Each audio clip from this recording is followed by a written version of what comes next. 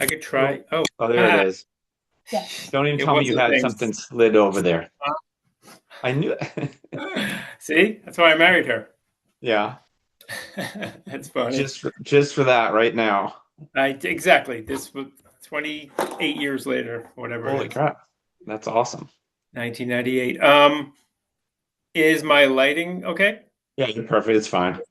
I wore the Patriots hat just for you, even Thank though you. I've I was actually gonna wear my Bruins sweatshirt. We went to a Bruins game. no Was it way. 2 years ago? Yeah. Yeah. We came back for Well, spring break and I I get had my to go bros to some to coffee. there you go. Um, Wait a minute. All right. So when are we starting? That's how it starts every time. It doesn't, there's no like, I Okay. don't do any introduction or anything like that. Just start. So how does my volume sound? Because I have it Perfect. just coming from there. Good. It's going through Um, the, it's fine. One of the questions I wanted to ask you, I'm not sure before we start, when you moved into your house on Olson Road, Yeah. I had already been there multiple times Yeah. with Sean, your cousin. It was their grandparents' house. It was whose? It was Sean and Sharon's grandparents. It was the Ganong. It was so Yes. my uncle Jimmy was Yes. their dad. He Yep. married oh, his wife was it their mom because she died when we Yeah. were kids. Like I don't even think maybe I wasn't even born. Yep. Um, and it was her parents' house. Yes. On Sutton Street there, where he lived. Yeah, I can't remember the name of the street where they grew up. Right, not That too was, far from us, right?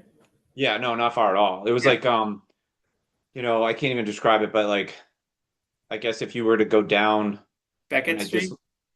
I think it was if you went down by almost by the backside of like the Welch School, I think. I don't know. Yeah, yeah, yeah. Yeah, I think we're on the same page. Yeah, Yeah, over that way. that's yeah, it took me I still sometimes it took me a while to believe that your mother came from that family. Yeah. I Well, yeah, I mean we could talk all day long about oh, the McCarthy side of the yes. family. Well, because then I hung around with Dave McCarthy too. Oh yeah. And I Oh played yeah. hockey with him. And I knew his Yeah. father well, and he was at Johnny. GE. So yeah, I knew his mother, Nancy, and Yeah. they lived on Swampscott Ave. Yes. Right And I down the hung around street. with a lot of people on Swampscott Ave. Do you know the Dyers? Steve and Bob Dyer. Yeah, so crazy family. It's funny. I think it was when I was still living in Boston area before I moved to Iowa.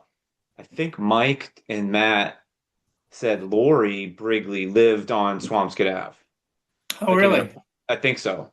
Yeah, that kind of sounds familiar. Hmm. Yeah. Yeah, Did so were you? you there for the fire when their house burned down? Oh yeah. Yeah, you were still there, right? Yeah. Donna called our house. We weren't Yeah. living there next door. We were in Olson Road. Okay, And you were there. Okay. yep. And I remember Donna called the house, Right. and that was when the phone was on the wall, and Yep, it was yep. like, "Hey, the house is on fire." And I think my mom and dad were like, "Well, get out of the house," like. Yes, exactly. Yeah, we were coming home from my brother's hockey game at Hockey Town, and it, we were like, "Oh, there's got fire somewhere." Then all of a sudden, we're coming up the hill. We're like, then it's like, "Oh my God!" So yeah, Dawn ended up living with us for weeks. Yeah, remember, so the whole family, guess, like down the end of Beacon Street where Benny's, remember Benny's? We didn't even Oh talk yeah, about Benny's today, but holy crap. But classic. there was a house right at the, like literally right at the bottom of the street that Yes, somehow the Brigleys knew that family and they let them stay there after they stayed at our house for a little bit and then before the whole like right. because they were out of their house for like months. Oh yes, that was totaled. Yeah. Yeah, yeah, yeah. That's right. I kind of remember they were at that house now because I Yeah. thought that was kind of weird too. Obviously, especially when you're that That age. place, it's still like every time I come home, I drive down the neighborhood, Yeah, I go up Beacon Street, I check it out, yeah. and everything looks so crammed Isn't it together. weird? And It's there's so so many weird. trees are gone. It's so weird. It is so weird. It's like so short a period of time. I mean, short of space. And then like you were talking when you were talking to your wife, we had like 20 kids Yeah. within such a small, yeah. Not even 40 yards. If you look at it, really, it's like 40 Yes. yards, and you Right. had jam-packed all those kids, and Right. yeah, Yeah, it was funny. Yeah, because I think you did a good job naming off all the kids, and I think you only missed Leanne Willie. exactly. Yeah, But and then but you didn't go further down the street to Brian and uh, I'm Joey about Ferraro. that. So Yeah, listen, this is an awesome story. You'll love this one. So two Ferraro stories. One, I mm, was home probably 5 or 6 years ago, and we used to stay at the Marriott in Peabody, sure. and it was easy, close to my dad's house, whatever. And I would Hmm. run, and one day I was like, all right, I'm gonna run down the old neighborhood. So I ran from the Peabody Marriott Centennial Drive, through South Peabody, down Yep. by like the Land and Sea, all that. Yeah, yeah, yeah. So I'm running down Beacon, and like I don't know, I don't think anybody else lives there. Scheibe's is still there. Eddie Scheibe's there. Is he really? Yeah, that's where he lives. Wow. Yeah, Okay. So I'm running down the street, and I'm going, and I was like, it was like coming back to me because I forgot how many houses it was, but then it was like I saw Ferraro's, and I was like, oh, here it is, right? And Brian Ferraro was coming out of the house. Okay. So it no. was in the morning, and I'm running, so I'm sweating, and I'm Yeah, looking like, I don't know what I look yeah. like, but so I was like, hey. That's funny. Hey, what are you doing? And he turns around. He's like, hey, man, I don't want any problem. I don't want a problem. I was like, dude, it's me. Like That's he's like, oh my funny. God. He's like, oh my God. I go, what do you think? Also, I it was only gonna took a beat you second. up? Yeah, Huh? exactly. Yeah. Well, that's And the then, neighborhood got a little rough at the end when my parents left in oh, '95. really? Yeah, Oh, I didn't know that. Okay, yeah. well, can't blame him then because he's still there, I guess. Yeah, well, I got a Maybe. good story. I was at my brother's house, but I was going to school at UMass Lowell. So the kids were little, so I was going home to study to get a little peace and quiet. So I must have been studying at like 2 in the morning. So this car pulls up right in front of my truck. I used to park it right on the sidewalk there. And this guy just casually gets out of his car, doesn't even like turn down the radio or like close his door. And he just starts opening the door to my truck and like rifling through. I'm like, so I just ran out. I flashed a light on and off, and then I just kind of like made like I was running outside, and I was like, man, because the trouble with my truck is you couldn't lock it. If you locked it, you couldn't get it back open again. The key wouldn't open it. So Jesus. yeah, so I think he might have still some CDs got stolen out of it at one point, but yeah, it was a little crazier down the Aborn side of it. Yeah. My- was, so Joey Ferraro, he became like a dancer. Yes, And I didn't mention the Garabedians either, but that that's just came to me. I was yes, like like yeah, Edward Garabedian yeah. and Mike Garabedian. And Yes, then Mike was the weightlifter. He had a gym downtown. yeah, but wasn't there a girl too? Wasn't there Yeah, I think it was a s- Anna. Anna? Okay. So I think. fast forward now I'm going with my family when I was like so my two girls, we went to Germany in 2017, 16 or 17. Hmm. And he lives in Munich, Joey Oh yeah, Ferraro. I might have heard that from my sister. Yeah. Yeah. And so I reached out to him on Facebook and we met up in Munich. No It was pretty way. cool. Yeah, it was really That is wild. wow. Yeah. He You looks could. really good, man. He looks Yeah. like, I mean, he was a dancer, so he's in really good shape. I think he Yeah. does like personal training or something like that, but it was really That's wild to impressive. see him over there in Germany. It was pretty cool. Speaks fluent German. That's crazy. Yeah. Did you get a Booga update? His brother? Well, I haven't seen since that time, and it was probably like 5 years ago. I Yeah. don't know what he's. I think somebody I knew was a guard at the jail. I think he was a guard That's right. at either I think Yeah. not Salem jail, but like Middleton, Yes, yes. I Yep, right think. on off of 62. Yeah, Yep. yeah. I had a couple friends that were guards there that knew Right. him. Ooh, that's a that's not a fun job. No. No. So, okay, let's get into the reason why we're doing this. Yeah. I think you had a great idea earlier when I talked to you about having the 50th anniversary of skipping school and Ooh, for me second grade. right. Yeah, you were I realized like 3 minutes in that this was a bad idea. Yeah.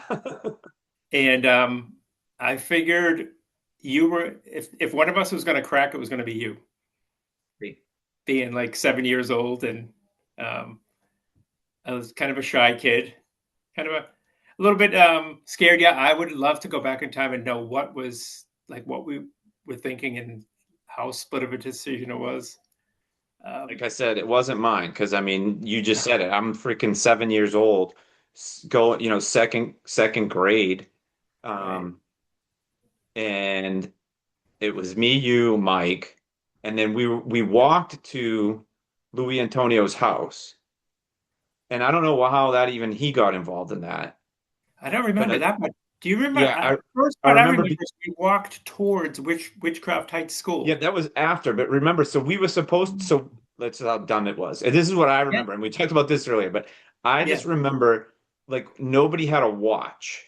And so we right. needed to have a watch to see what time to go home, like because we were skipping school.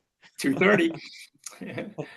And I think he was the one that had a watch. So like we went there. You remember where he lived? He lived like Yes, if you walk down like I think it was Aborn Street that goes towards he lived Welch on School. Beckett Street. Okay. Yeah, So he lived off like parallel right with Aborn. Right. Yep. somewhere down that way towards like Peabody Square. And and then we left there because I think he had to go to school and we were like, we're not going. Right? And Right. then we Right. walked to Witchcraft Heights. Yep. Okay. And then I don't remember anything other than this whatever. I'll have you tell Right. me what you remember of that. Well, the funniest part I remember is we ended up in back of your house and we were hiding behind the fence, and then your mother was putting out laundry. I just clearly remember that. We were like, quiet, quiet. She's right there. But I'm like, why are we walking towards all Yeah. the danger? Right. And yeah, it was like I said, we felt like we were fugitives from justice, and everybody was looking for us. Anybody who But saw us knew we were skipping school. yeah, exactly. And That was I just remember going and you know, at the corner of the end of well, it's Maple Street. I got that one wrong, but the end of Maple like was where they had it was like a wooded area that went up to the school. Remember there yep, was like a yep, hill you had to go up yeah, yeah. The big and rock we were there. like hanging out there and I don't even know how long we were there for, but we had no concept of time. Yeah, and Like every none. car that drove by, we were like diving for Yeah, cover. hiding Like, under our coats or something. yeah, yeah, yeah. Well, they Like we had that. weren't Yeah, gonna get caught. yeah. Uh, That was crazy. But yeah, yeah. you ever try to explain to somebody like where you lived in Peabody? Like, because even where we lived was, we didn't live in West Peabody, we didn't live in South Peabody, we didn't live downtown with all the Portuguese kids. Yeah. We were like, we're kind of stuck there. We're on the Salem line, and people would be like, "Where do you live?" Yeah. And I But remember, we didn't know any different, right? Like we just like, okay, this is Peabody and those right? guys were in Salem and it was like that young. I don't remember. Like you just mentioned earlier, I didn't even remember you went to St. John's Yeah. For I Elementary. went to St. John's to fourth grade, and then I went to Welch for fifth grade. Okay. Tom and Scott went all 8 years there. Yeah. And Well, what Tom about actually went Kristen? 1 year at a school in Lynn, a parochial school. But yeah, I don't Yeah. even know why we were pulled out. My sister and I still talk about that from time to time. We're like, Just know that I know why we didn't go to Catholic school. My dad went and he just said, I'm not making my kids go through that. Because he had a bad experience. He was at St. Mary's in Lynn. yep, yep. I think my And mom probably went there. he got kicked out, Possibly. and that was it for him. All right. But But another yeah, story I thought of after I talked to you today was there was a few times where my dad would give Mike or me or whatever, and he'd say, "Hey, you know, like a $10 or $20 bill," which was insane back then, right? But hmm, we would go to McDonald's and we would bring like whoever was around to McDonald's and buy right. McDonald's for everybody. Yeah, yeah, yeah. I'm not sure. Yeah, that is a cool story. One of the funny stories I remember is when, you remember the end of the street, the very end of Maple Street, as it turned into like Ord Street, I think. Eric Harrison's grandmother lived down there. Anyway, and there was this kid Seth. who would visit there too. Oh yeah, I do remember that name. Yes. So one time, me, you, and Mike were down there, and something happened where he, this kid Seth, like swung a stick and like right into Mike's face, like maybe hit him in the eye. And we kind of went up the street. I don't know why we thought we were going to get in trouble for something we did. And your father was in the side yard right near Mrs. Green. And we're like, we told him the story. And he's like, will you go right back down there and, settle this? And I was like, oh my God, really? Like, it was like so exciting yet like a little uh, scary. And Uh, but then the story kind of ends. I'm like, I don't remember what happened. And uh, don't know why that sticks out of my brain so much, yeah. but I just You know totally, what's funny? You said I remember the name, and it was like he was like a crazy kid, right? Like he was just a yeah, yeah, weird dude, right? yep, yeah. That's That's funny. funny. I after I talked to you, I started thinking about other stories I didn't tell, or when my dad, I was telling Tracy this one, Tracy, my wife, I said, Yeah. my dad, he worked at GE, and I Hmm. said back then, you're talking 1972, 3, whatever it was. Right. Fireworks were illegal in Massachusetts. Like it was like illegal, right? You couldn't have fireworks, and but you could get Except anything on at Beacon GE. Street. Yeah, right. So he came home one time and he had like a grocery bag, like a brown paper bag full of fireworks. Right. And me and Mike, and maybe you remember this, but like we sold them. We sat on the front steps of the house and you got like, we just sold all the fireworks to you guys, to That's whoever. funny. I probably remember. Do you remember the fireworks show you had in your backyard? Yeah, I think it might have been the bicentennial year, 76. So your dad starts like this grand finale. So bottle rockets were flying everywhere. We were sitting on the bulkhead to your basement, and a bottle rocket nearly went up my shorts. Yeah, that was my Vietnam. Oh, the other thing I talked about before with other people was remember we used to go up to the Salem water tank. Now think Oh about yeah, it. We would drive our bikes up there or walk, whatever, to probably try to walk a catch lot. snakes. Yes, And we totally would remember that. take them and bring them. And then I don't know, you guys had something in your backyard where you either had turtles or snakes or something. Yep. Did you guys have Yeah, turtles? we had turtles for a while, a couple Okay. times. Yep. And I just remember my Uncle Eddie one time, we had the snake in like a little, probably a paint bucket or something. Yeah.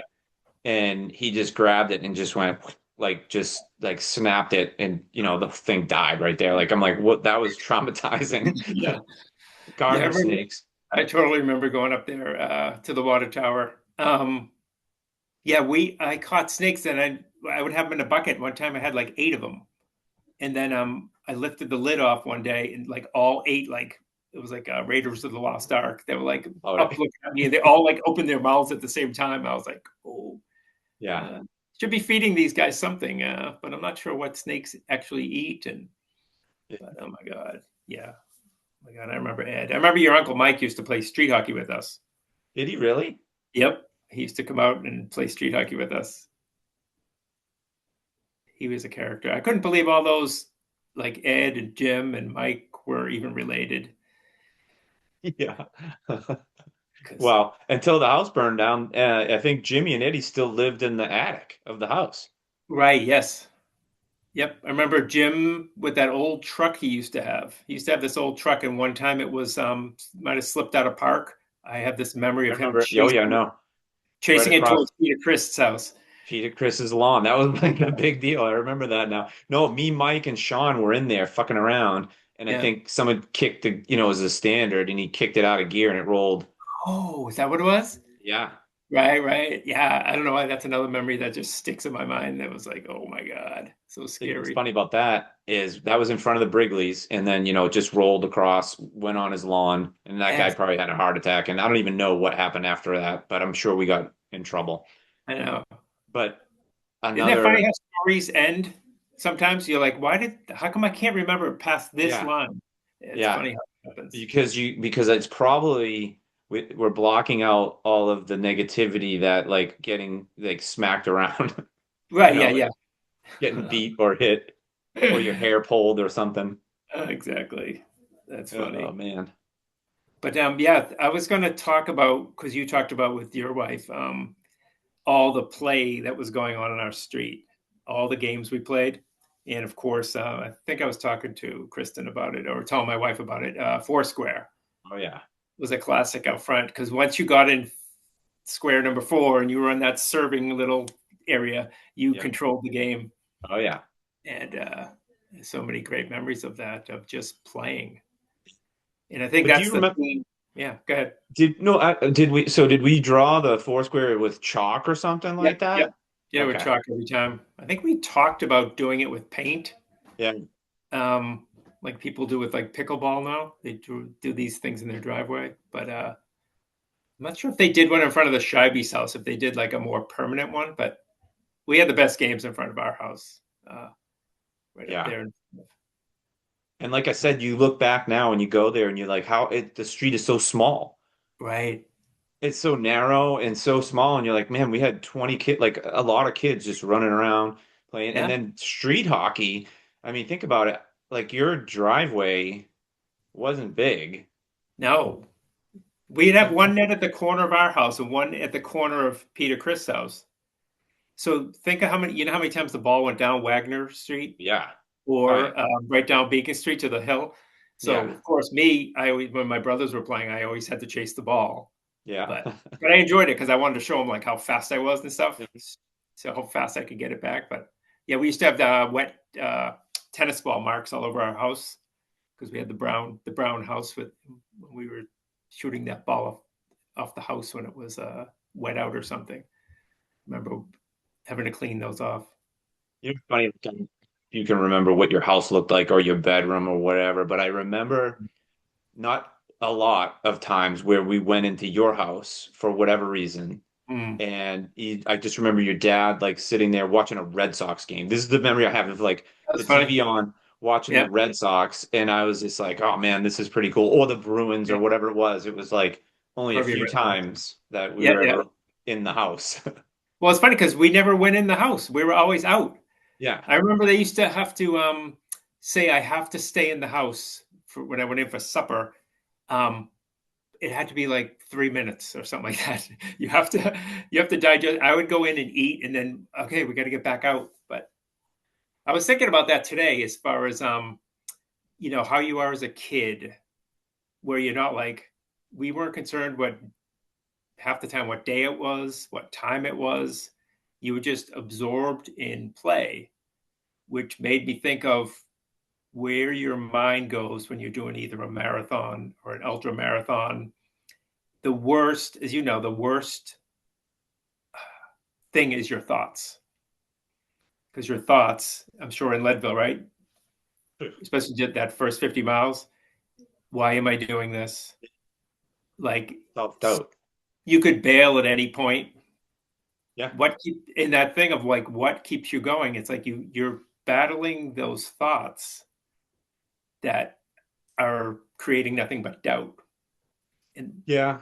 I now like I don't know if you ever heard Goggins, and you probably have, like yeah, Goggins talk about the callous mind, right? Like building up a callous mind, right? Like meaning, unless you go through hard stuff, you're not going to be able to grow if you are faced with those hard times, right? Like so mm, when we talked about when we were in training, and this is just a sidebar, but Pat Miletich, so Pat, UFC champion, Hall of Famer at UFC, toughest guy ever.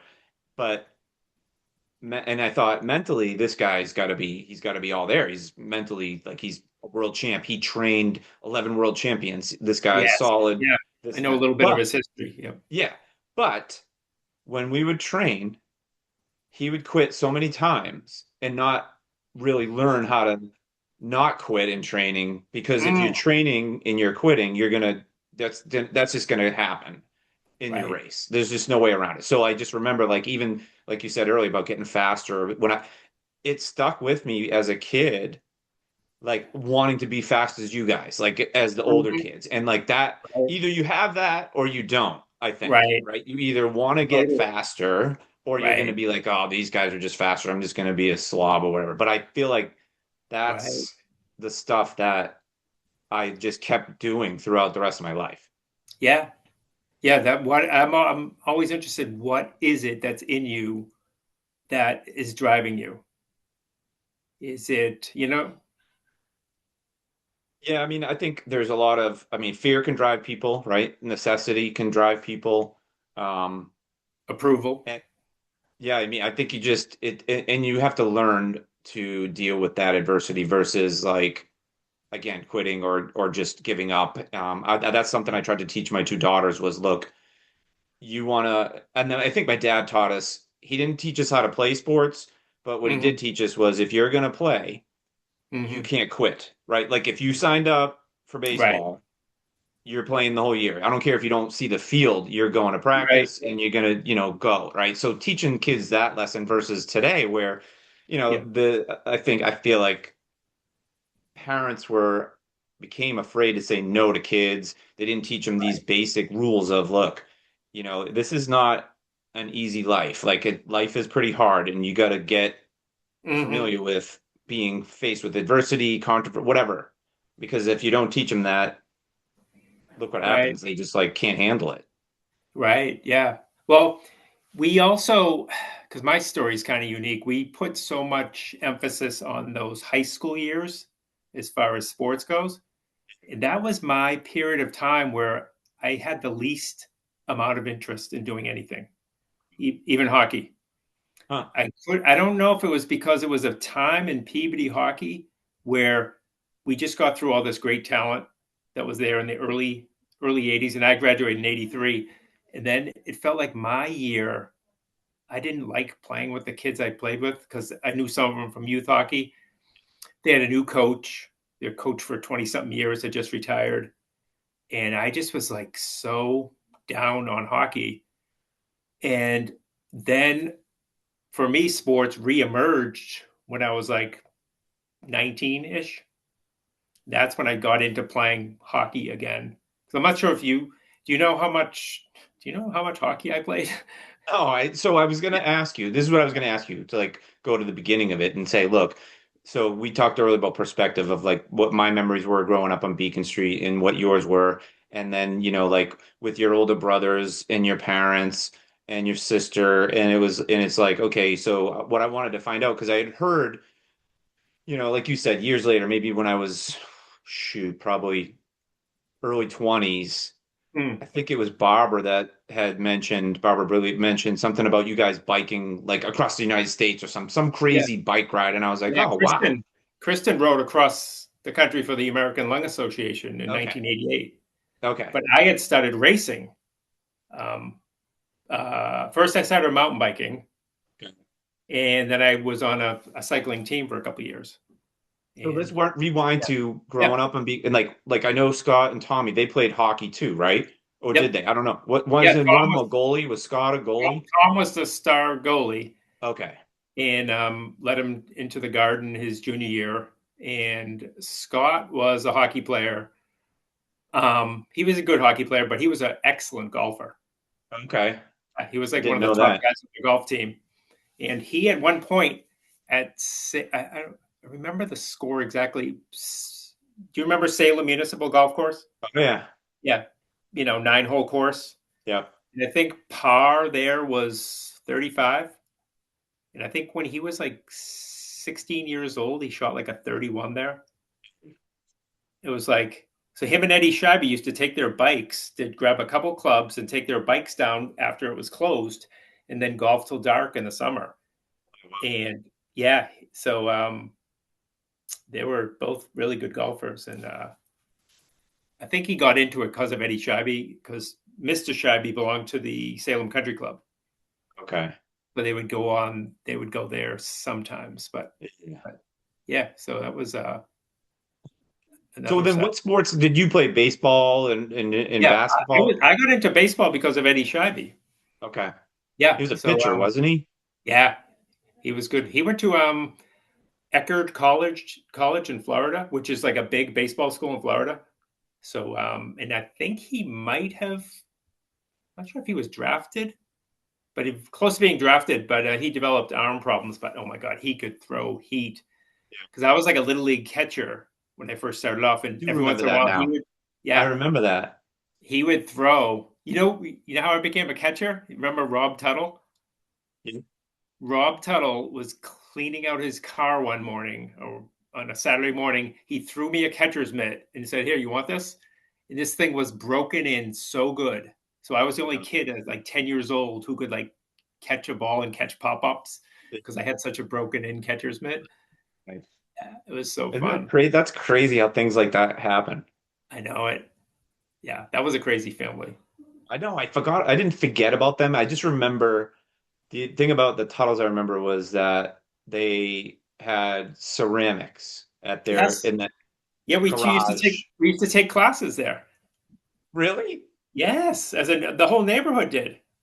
I don't remember that. I remember my mom and Barbara and maybe your mom and the like I just remember Yeah, the women going over there, probably drinking and doing yeah. ceramics. Yeah, the moms did one night, and then they had a night where the kids did. Yeah, because I remember doing it. Yeah, he had like a kiln. He had a thing that would just built in his backyard. Because then Yeah, he had a snow. Do you remember he had a snow cone truck? you remember them. Yeah, Yes. and well, when you started bringing up fireworks, he was a major fireworks dealer. Really? Yes. Oh my God, Jeez. I used to go down there and buy every 4th of July. I'd buy like I was 10 years old buying like a brick of firecrackers and a gross of bottle rockets. I'm Yeah. like, as a 10-year-old. It Yeah. was crazy. Yeah. But So it was Susan Tuttle yep. and was it Bob?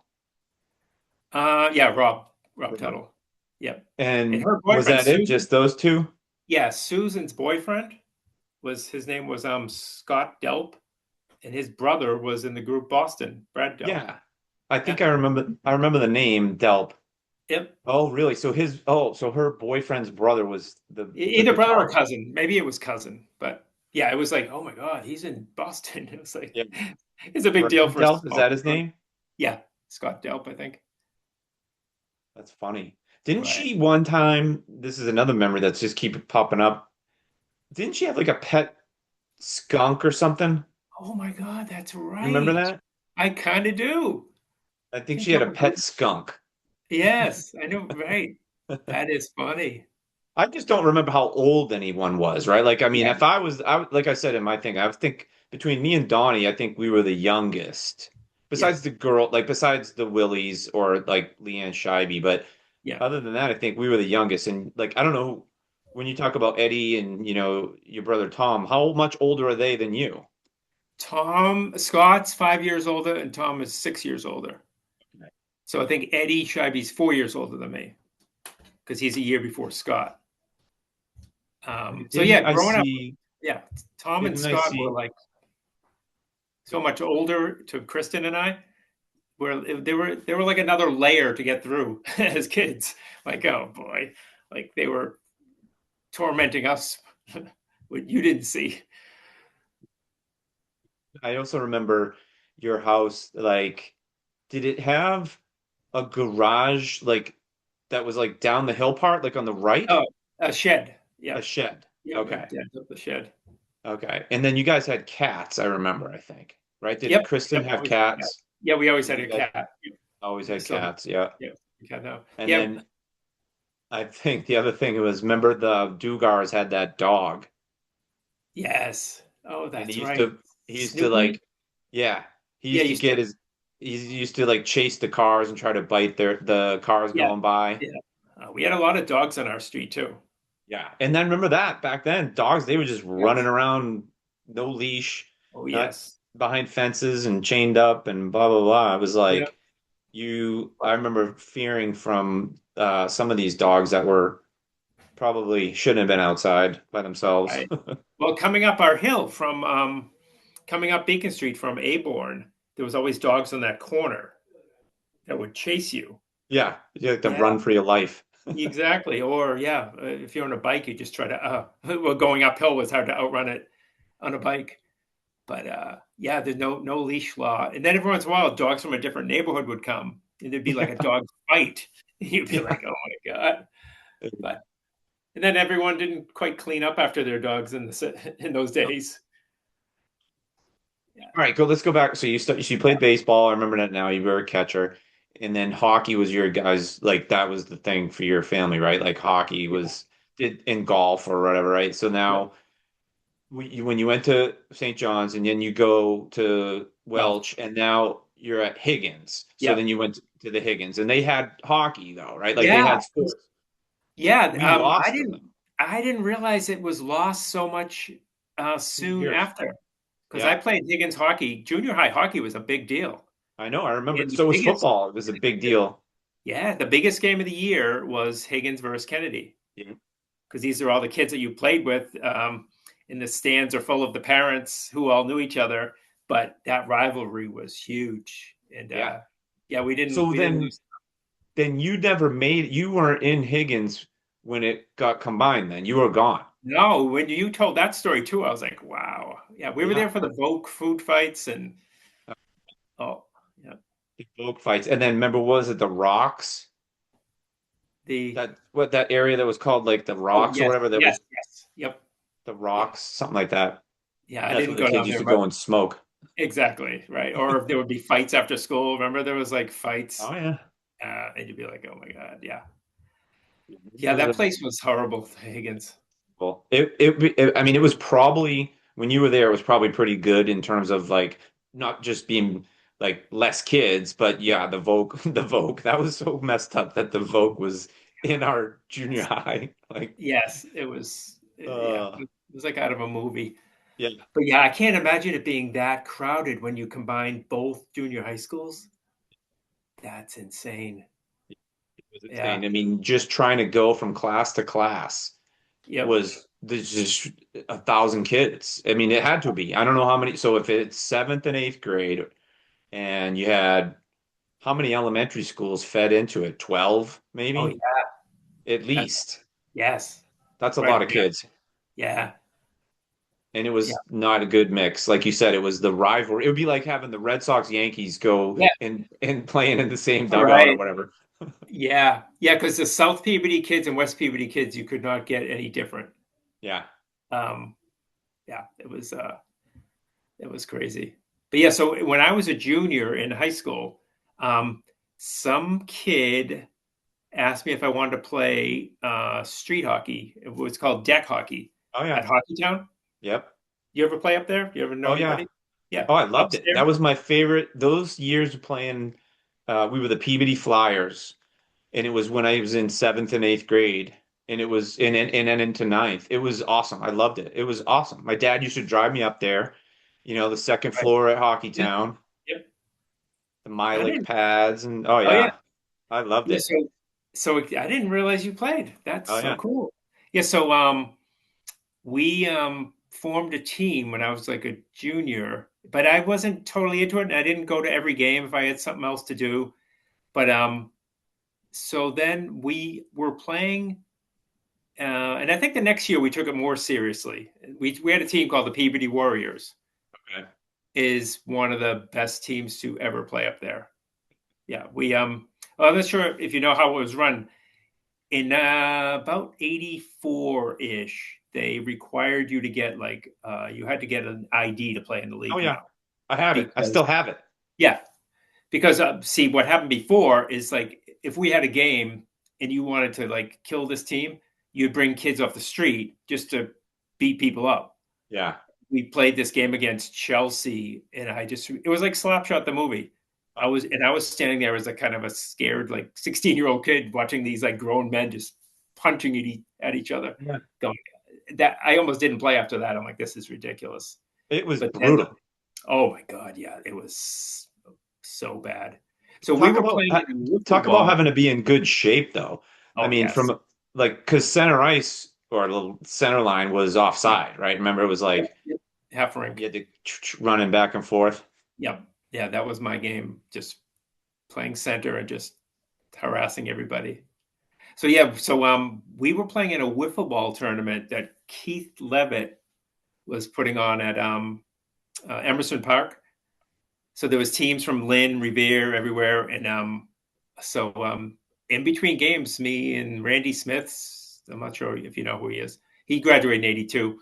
We were just out there shooting the ball around, And so this guy comes over, a kid, whatever, a couple of years older than us, and he was like, "Oh, you play hockey?" I'm like, "Yeah, yeah, we play up in Hockey Town." He's like, "Oh, I do too. I get this team called the Wolf Pack." So he was the one who introduced us to all these other kids from different cities. And so we joined his team.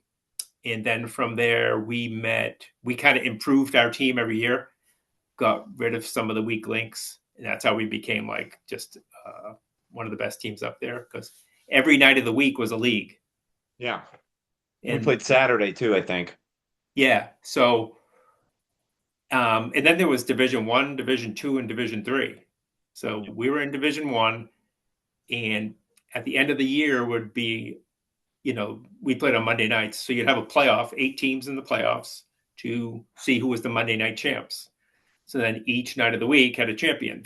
And then you would play a thing called the Tournament of Champions. So every league had a champion, and then it's all single elimination too. So Yeah. you lose and you're out.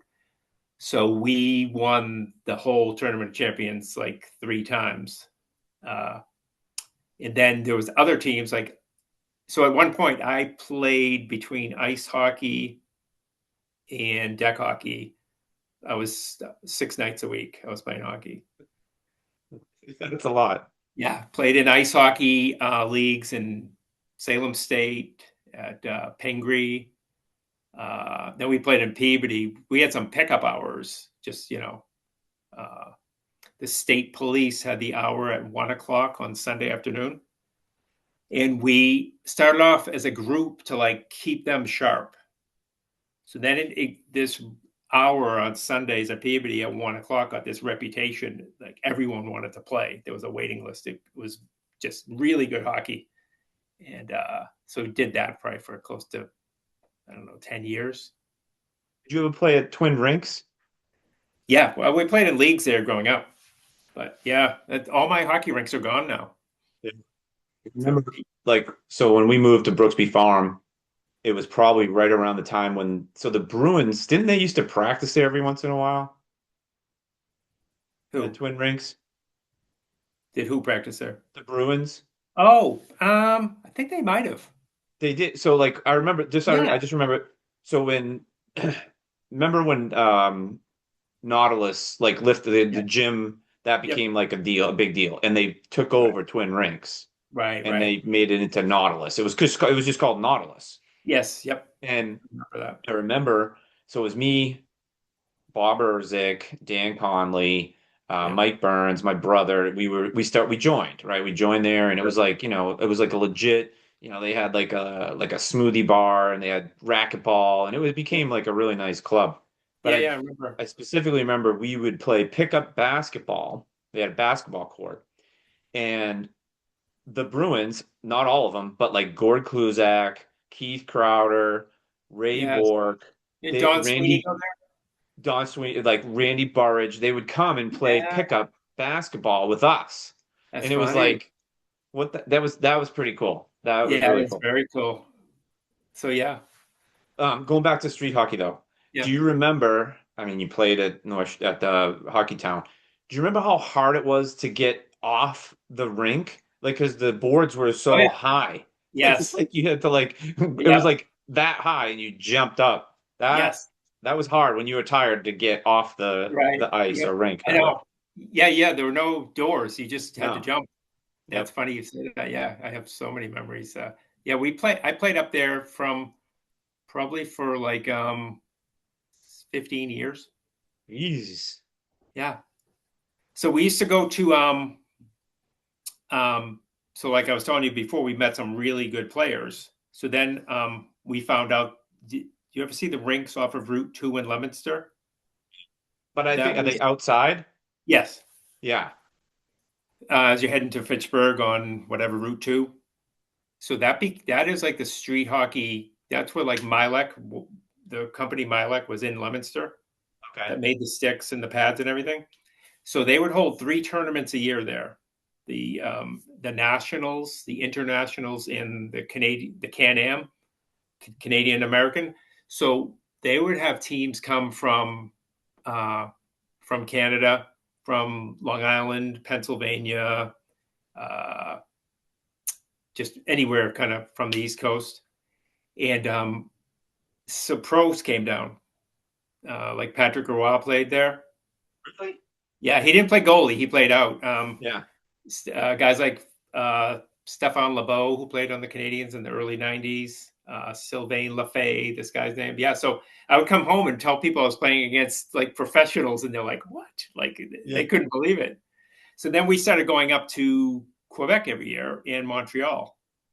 So one of the tournaments was put on. Patrick Roy basically ran the tournament, and he we won the tournament up there, and he handed us the trophy. That's where you wish you had like phones like today with Oh you. yeah. You could have been I know. taking video and taking all these pictures. But Guy Carbonneau was a player on the Canadians. I remember him. Yeah, and so I got to like sit down and have like lunch with him and talk all about hockey. And it's funny because at that time I had season tickets to the Bruins. So he's like, "Oh, next time we play there, come, come down and say hello." And so I'm sitting there trying to explain to like a Right. guard and security guy, like, "I know Yeah. Geek Cooper." He's like, "Yeah, sure you do, buddy. Yeah. Sure you do." Whatever. Yeah. Yeah, it was funny though, because but yeah, so we one of the first games of the tournament we tied Carbonneau's team 1-1, and the only goal we scored, I beat him on a face-off cleanly, and our guy took a slap shot and scored, and he's like slamming his stick down. And I remember after the game telling him, Funny. you won't remember this, but I'll remember it for the rest of my life." Yeah. So yeah, it Dude, was I like, just remember that they made us, I don't know if they probably made you guys wear helmets too, but we had to wear helmets.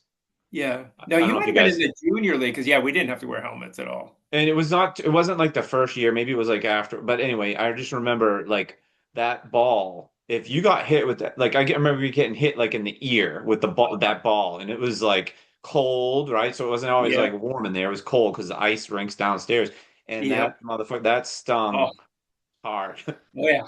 Oh yeah, we got stories about that. We were playing in a tournament in Long Island. If you remember the pink ball that they used, It's a little softer. Was the one was yes, harder than the other one? yeah, the pink ball was for temperatures 30 to 60 degrees, and the orange ball was for above 60. So I bet. we were playing in a tournament in March, and it was like under 30. And that's so the pink ball, there's actually a blue one for under 30. So the pink one became like a rock. So then Oh you yeah. couldn't stick handle it anymore. So we on our team had one of the hardest. This kid had one of the hardest slap shots in all of hockey. And so I'm in front of the other team's net. All of a sudden, I just turned my head, and here comes the ball. It hit me square right in the nose and upper lip. And so we're playing with guys from Revere, Eastie, all Boston teams, and I gained more respect that day. They're like, "Burns, you're tough, man. You're tough." I just took it right in the face. Oh, And that same weekend, a guy on a team, the center ice was offsides. This guy went to take a slap shot into our zone, and I just kind of like dove for him, and he broke his stick like over my head. No helmet, nothing. That same weekend, and like I said, people were like, "Oh my god, you are crazy." But wait, did you wear regular hockey gloves? Because some kids did, I wore and then they lacrosse gloves okay, because there because they're was other lighter. they had the Milik. They had Milik made a pair of gloves. They were like a lot less padding, Yep. probably easier to like maneuver or whatever versus like a hockey gloves or whatever. But some kids wore hockey gloves. But I just remember having, to buy sticks all the time because Yeah. the one piece, right? They were like one piece Yeah. sticks, Yeah. Yeah. One and piece Smilex. yeah, they would always snap. Yeah, I would sit there and be at like MVP Sports testing out sticks, and I would be like leaning on them and stuff. I'd like break a couple, and I'd be like, "Okay, stick that back in the aisle." I'd Yeah. have to get just the right feel. I'd be in there for like a half hour getting the right sticks. But In that team that like the elite of the elite, but like the team to beat when I was there was the North Shore Knights, oh and I yeah, don't I I don't remember remember them. where they were all from, but I think the majority of the kids were from like Revere. I Yeah, think they I do were remember. They were pretty dirty. There was like a couple guys you just knew. You were like, okay, I remember. I didn't know any of these kids' names, right? I knew the kids on my Right. team, but these other kids, you just knew, okay, that guy, he's a problem. Exactly. Yeah. So what years would you have been playing up there? So I was Right. in seventh grade when I first. It was do you let me think of who started the team. It was. Do you know a kid named Mike Jello? Yeah. Yeah. I remember He Mike. I it know was where you. his it was like his idea, I think. So it was like Mike Jello, and then there was a bunch of other kids that my age, and then there was a couple kids younger. There was a kid, you probably don't remember this kid. There was a kid, Scott Hatfield, and then there was a kid that actually was a really good ice hockey Mm. player. His last name was Moody. Oh, yes. Alex Moody. Alex. He was a goalie. Yes, he played Yes. goalie for us. Yeah. I remember. I played with his brother Billy. He was on my Okay. baseball team too. They live right Yep. down near MacArthur Park. He was unbelievable. He played out though for us Yeah. every once in a while, and he would Yep. play. So that kid Scott Hatfield, he'd play goalie, and then Alex would play out, or Yeah. vice versa. Totally. He I was used to good. hang around with Billy Moody and go over their house. I remember when Alex was just a tiny Yeah, little he kid. was he was really good. I don't remember. So did he like play high school hockey or something, or Think so. I think he might have went if he with his brother. He went might to have went to private Austin school? Prep. Austin Yes. Prep. Yeah. Yep. Yep. You're right. Yeah, that's funny. Yeah, his brother was good, but he had a temper, and found out their father would torment them, and basically like he if he didn't have a good game, he couldn't go out on a Saturday, like that kind of stuff. You'd be like, wow, because I'd be like, Bill, why are you getting so upset? And he'd be like, you'd have a 9 o'clock game on a Saturday morning. He's like, if I don't play good, I can't go out today. And I'd be like, wow, that is It's street hockey. So I got a couple. So the years I'm trying to think. So I was at the Higgins in '81 because I got sent to school in 1980, I believe. 12 years old, right? Yep.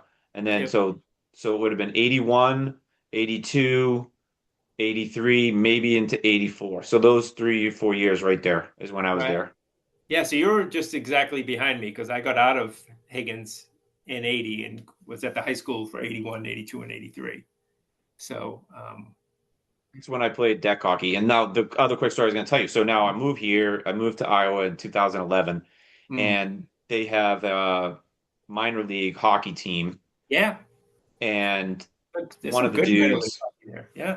one of the dudes here from Canada, I forget his last name, but anyway, he started deck hockey here. And deck hockey here, No way. they have two outdoor rinks. Cool. Um, and it's a big deal. Like I mean, I was 40, whatever, something years old, Yeah. and I was like, I'm not gonna Yeah. play. But there were guys that I worked with that played in like two or three different leagues, and it's a big Yep. deal here. They have a massive tournament here That's every so cool.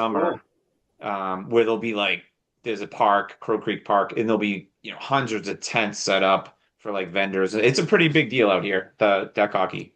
Oh, that's cool. Yeah, Yeah. we like I said, we played so much, and then was roller hockey ever a thing there? So roller hockey became a big thing here in the mid '90s, and I'm trying to think of they would play up Hockey Town too. So you're trying to skate on that On Milex the surface, Oh man. and if there was any condensation, or do you remember when they built the outdoor rinks at Hockey Town? There was an outdoor rink that was for deck hockey and roller hockey too. It has since closed, but yeah. So we used to play there too, and if it was rainy, they had like a tarp over it. But if it was rainy and it came in Yeah. and made the court slick, it was like you would just it was like on a banana peel. It was like brutal, but you'd still play, so you just have to like be more careful. But so yeah, I played that for like 3 or 4 years, and it was great because it was with a ball. So I had the skating from ice hockey, and I had the ball handling skills from deck hockey. So it was like the perfect match for me, and it was cool. It was 4-on-4. Oh, okay. Yeah. So it was one of those things where I played defense, but you controlled the whole game from defense. You ever watch the NHL now with the 3-on-3 overtime? Yeah, it's so everything is just wide open. So that's the way they still had the center ice offside line, but it was just so fast and wide open. I loved it, and played in a lot of those tournaments. And but that's how I ended up snapping my ACL in '97. Yeah, I got it. Was in a dirt. It was a dirty play too. Um, so yeah, it was brutal. We were playing this team for some reason. You know Pat Regal? Yeah. Oh yeah. Yeah. So Pat played on our team. Did he really? Yeah, and Steve Simernius Oh yeah. and Brian Dowd. Do you know Brian Dowd? Yeah. So and the guy Smitty and so for some reason, oh, and know who else played on our team? My wife. We met. I met her for the very first time at the center ice of the outdoor rink at Hockeytown. It was That's just pretty funny. it was this group of people that just played pickup on Friday nights, and so I had heard about it. I'm like, oh yeah, I'd be interested in playing. And so my friend couldn't make it, and he was saying like, oh yeah, look for this girl Jill. I was like, what? Like Yeah. some girl runs it? So yeah. Then so the joke became I ended up marrying a hockey player. Oh.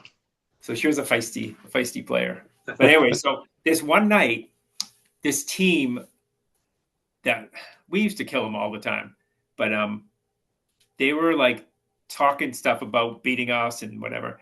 So for some reason, nobody showed up this night we were playing. It was me, my wife, no, girlfriend at the time, and Pat Regal and our goalie. So it's 4-on-4 to play. So, but I knew the ref well, and the guy who ran the league. Oh my God, come on, you got to let us play. He's like, all right, we'll let you play. And the other team was like gung ho, had all their guys. So I was like, but he's like, if you take a penalty, the game's over because You should. we're not letting you play with two players. So like, okay, this is gonna be. So I remember they were just like, okay, why are we even playing? So anyway, we're playing. We're tied 4-4. I had 4 goals. They had 4 goals. And then this kid just knee on kneed me as I was breaking down, went to cut to the middle, and he just came in and just knee on knee hit. And that's when I did my ACL, and that ended the game right there. And yeah, so I'll never forget that. So because at the time I had no health insurance, and I didn't go to the hospital or anything. I just Oh remember like shit. yeah, hobbling to work, and it didn't swell a lot, but I just I couldn't do anything breaking that plane. It would just collapse on me. So that's when I started going to the track and just doing intervals all the time because straight on I could Yeah, run, yeah. and that ACL just gives you lateral support. So yeah, that was Regal. That's so funny. So I graduated with Joey Regal. yeah, And so it was like Hank, then there was yep, Pat, Dan, Danny, and yep, Joey. yep. Did you ever go over their house Oh yeah, and meet the dad? oh yeah, he's a character. He reminded me of like Archie Bunker. Exactly. Yeah, yeah. I can picture Yeah. him right now. Yeah. Yep. I bought a car off of Pat. Like, Oh, Jesus. yeah, it was like a 1968 Mustang, and it was, I got a funny story about Pat too. Like he had, uh, so you know he was in the military. oh yeah, yeah. Yeah. Yeah. So he had like a 40-pound or 60-pound compound bow, like Mm, a bow, right? yeah. And I had like a 10 pump BB gun, pellet gun, and Mm, he had something going on in their yard or so, like he needed the BB gun. So we traded. I traded my BB gun for his bow, right? mm. That's funny. And so me and Mike have this bow, and it's a 40-pound compound bow, and we were probably, I don't know, 14, 15 years old. And we went to Herman's. Remember Yep. Herman's Oh yeah. at the mall? Yep. And we thought we could just buy any arrows. So we buy the cheapest arrows, and we go back to the house. Oh And gee. first thing is you go like this, and the arrow like splits right down the middle with the bow Sure. part, right? Because it's not set up for that weight. So we go Exactly. back. and we buy the right arrows. So I'm messing around in the backyard, which is not a good idea when Mike has a bow and arrow in the backyard. Like, what are you talking about? This thing can go like, I don't even know how fast, but it was literally going through our fence. Okay. Yeah. So I think I shot one and it went like literally like 3 inches into the tree. And I was like, this is not good for us to have. Right, right. Mike takes an arrow. He like lays down on the ground on his back and he holds the bow with his feet and pulls the arrow back and launches it straight up into the air. Okay. Right. It's like lawn And I'm darts. like, what are you doing? We get on our bikes and we ride around up the street. Dude, the arrow was sticking in like this guy's lawn, like up to the tail Right. part of it. Like, Oh, I can imagine. oh yeah. Yeah, that sounds like Mike. It's like when I was hearing you say, nothing made me laugh more when you were saying that Mike became a Boy Scout. I was like, I mean, no. dude, it's just, those I Oh, can't even remember half the stories of how bad it was, but two quick stories, and the yeah, one was with you. But he wasn't obsessed with fire. But let's yeah, just say he yeah, like we were in the back of this South Church. So like if you know where the mall is, what is it? Prospect Street that goes from like Lowell Street basically yeah. past the mall, right? So our Olson Road. Connects you back onto 114. Yep, it gets you Yeah, there. So on the left-hand side, if you were going towards 114, was the South Church or whatever yeah, the name of the church was. And yep. we were in the basement for the Cub Scout meetings, but then there was like a field before they had all those apartments and shit back there, Right, right. huge field. Sure. And him and another kid somehow started a fire that literally like that whole field caught on fire. Whoa. Oh yeah. So like I just remember being like this other kid, I'm pretty sure it was Dan Conley who was like played the hero of like, hey, there's a fire, we gotta call the fire department, you know. Right. Meanwhile, No, you guys started the fire. exactly right. Yeah, that's funny. Yeah, I used to see his brother Dave, Dan's brother, Dave Conley. He's a character. He used to be a DJ. Oh, yeah. I think he Yeah. still does. Does he? Yeah. Yeah. He was on Murphy's in Peabody. Murphy's He's pub. Murphy's Tap and Bite it was called at one point. Then he changed. I forget what it's called. What it became like a real felt like just going in someone's basement back in the That's right. It was over by the Welch School, yeah, it was on right? that corner. Yeah, where the donut place was at the corner Yep. of Swampscott Ave. It was a little Yep. further up that next little corner. Yep, little side street. Do you remember that place? That was one of the girls I went to high school with lived up above it. Oh, oh really? Yeah, Oh, Jen Pelly. oh yeah, her mother owned it for a period. There you go. Yeah, Yeah, Jen. Yeah, I people. remember Jen. Yeah. That's funny. Oh, so you were talking about earlier. I thought you were going to tell the story about when you said about Mike getting hit with the stick. Do you remember there was two Mike stories real quick? Because I think you were there for Yep. maybe for both of them. But you remember when the Willies had a dog, and I think it was like a German Shepherd, Hmm. and it was like tied by the back of their house, so like you could go behind the greens, and Oh then yes. it was like the Willie's house was like right there or something. Yep. And Yep. Mike came around the garage like running. We were probably playing chase or something, and the dog Yep. bit him in like the Hmm. face. And again, like you said, we were talking about. I don't remember what happened after that. I just remember him coming home, like being with him, and he had got bit, and he had like this big bandage on his. And I don't know, my dad did, but I don't remember seeing the dog after that. Right. Yeah. Right. Yeah, I do kind of remember that dog being tied up back there. It was, Yeah. and I think it was, probably wasn't the dog's fault, right? Like the dog didn't know any better. No. But Right. Dog's just the being a other dog. Mike story that I'm pretty sure you remember is when he did when he split his head open on the bike up at the school, the middle school in Salem.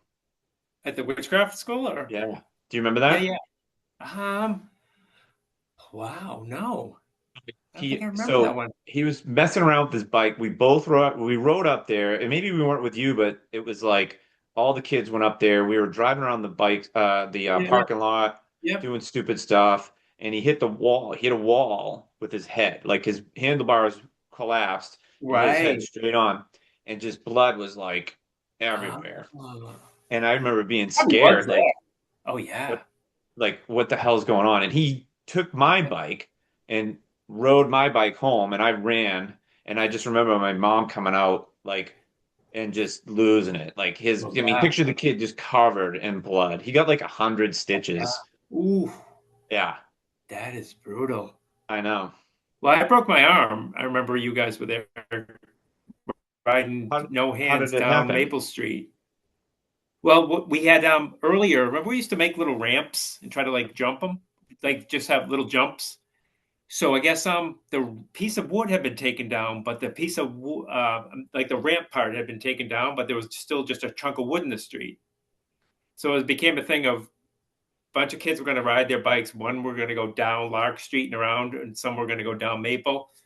Or everyone went down Lark, and I just went down Maple, and I just was doing no hands. And the next thing I Oh, know, I just was flying up and over, landed on my arm and head. Because I remember the next day when I was in a cast, because it was like a compound fracture, and the doctor had to like snap it back into place. Um, yeah, it was. He's like he gave me two options, like to do this whole thing. He goes, or I can kind of snap it back in. And I yeah, just remember saying, "Go for it, whatever." yeah. But I remember the next day, you guys, I think, came over the house, and next thing you know, we're kind of goofing around, and my mother's just kind of like, "Okay, everybody out," because Yeah, uh, let him heal. yeah, I wasn't supposed to be doing that, but Yeah. because I probably had a concussion too, but they probably didn't know it at the time because I Oh remember yeah. I was like throwing up and uh, yeah, it They was probably, I don't even think they probably made bike helmets back then, right? There's no way. I don't remember bike helmets. No way. no, wasn't even a thought. No, professionals didn't wear helmets back then. Do I remember now that you say it about your bike? I do remember you had like the coolest bike. Didn't you have like a bike that had like gears, like a chopper like looking thing in the Yeah, middle, like a yeah, three it had this. speed bike or whatever or something? Yes, it had. Remember those bikes that had like the sissy bar in the back? Yeah. Oh yeah. Yeah, my brothers had them. Then I got them like secondhand. But yeah, we're always working on some kind of bike part, or we did a lot of biking around. But that was the other thing I was um, kind of first in on in 1986. I got a mountain bike after I had an injury from hockey. Like broke my ankle, was in a cast for weeks, 10 weeks maybe. Um, so I got really out of shape, and everyone would come over to watch sports. They'd bring food, they'd bring pizza, they'd bring subs, beer, and I was still just sitting around. And so I'm like, I got to get back in shape. So got back into GE, um, of which your father played a major role. He's the one who got my brother into GE. Um, so, anyways, I went back to work, and a friend of mine said, "Hey, you should get a mountain bike." He lived right next to Lynn Woods, and that started me getting into cycling because then he's like, "Wow, you're good at this. Whatever, you should get a road bike." And then he's like, "You should ride with us," and he's like, "You should race with us." So I went from about close to 170 down to like 148. Holy crap. Yeah, and people, it was like, "Are you sick? Are you?" Yeah, right, right.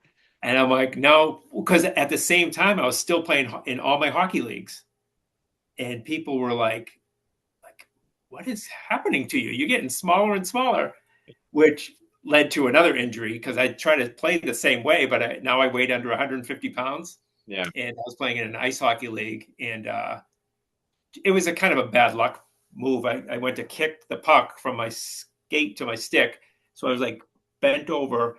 This big defenseman, he just took, I just kind of crashed into him right shoulder first. Did a third-degree shoulder separation, which was misdiagnosed as a trapezius bruise. So I tried to play with it, and it was like pain worse than it was like that nauseous, I'm going to throw Oh up kind of yeah. pain. Yeah. Someone's telling you you just have a bruise, and I'm like, oh, okay. boy, does it hurt. So Yeah, right. then I went to the doctor the next day, and he's like, "Oh no, you get all three sets of ligaments were pop, pop, pop, gone." So that was a pretty long recovery. But cycling is like nothing but suffering and Yeah, negotiating suffering. It's yeah, but because like you were saying before of getting that calloused uh, brain, because there would be guys who were, I'm like, this guy is a good cyclist, he's really good, so we'd go out on these training rides and stuff, and they would be getting dropped, they couldn't keep up, and I'm like, or in races they'd be on the side of the road like these, I'm not sure if you ever heard of a criterium race. yep, Yeah, so criteriums, you just have to stay, like, just don't get dropped, don't get dropped. And these guys would get dropped, and I'm like, in my mind they were better than me, but I just would refuse to get dropped because I'm just like, it's the first thing I learned: don't get dropped, don't get dropped. So you would just bear down. You were so close to getting dropped that you would just like suck it up and just get right back in there. And it's, oh, so many memories of that. But so because I hear some of your guests who are talking about, your friends talking about Leadville and stuff, and just talking about their athletic careers and their running, and it seems everyone's like got these great memories of races that they did, and kind of had this path to getting places. Meanwhile, I was always like, oh, just let me try this. Let me do yeah, this. yeah, Never, never trained right, because I did 4 Bostons, but none of them official. Like back in the early '90s, you could go run Boston yeah. without a number. Yeah, being a bandit was Yeah, like a cool thing. It was like a they let you do it kind of deal, right? They weren't gonna yeah. pull They you off the treated you course. 100. No one said a word. They treated you. They Yeah. gave you all the stuff. They gave you the, Until it became the money thing, yeah, that's when yeah, it changed. yep.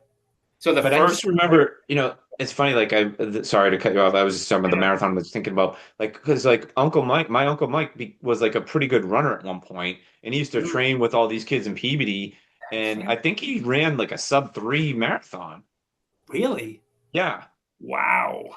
Yeah. That's Because smoking. when I started running, he would always be like, I'd say, I ran a 3:40 or a 3:30, and he'd be like, come on, like anyone could do that. It's like, Right?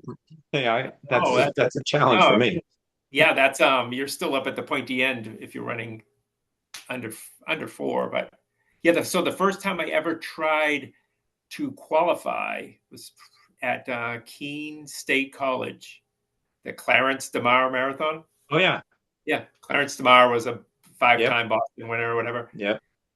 Back in probably, I don't know, 30s or so. But so I ran. Do you know the Devros? Oh yeah, that's what I was going to tell you. I think I remember the name from Peabody Yeah. is another guy that I'll bring up. I remember I'll say the name now, but you can finish your story. Was Yep. Tommy D'Amato.